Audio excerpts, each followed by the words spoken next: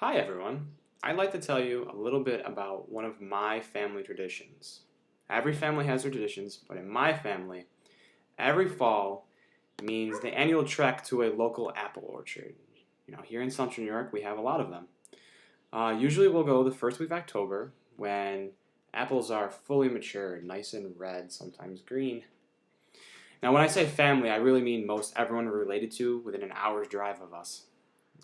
That could be parents, grandparents, aunts, uncles, and any of their friends.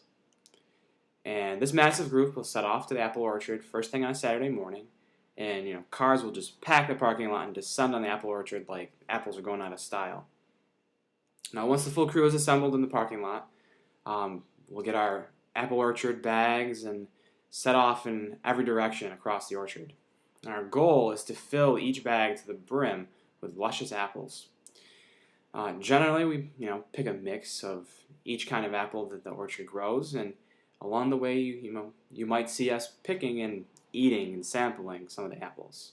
By the end, you'll probably hear some of us bragging about 5 or 6, sometimes 10 apples that we ate as we were picking.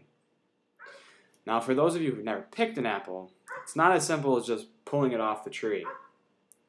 There's a technique to it, as the apple growers will tell you. When you spot the perfect apple, you must make sure it's in reach. You never climb an apple tree.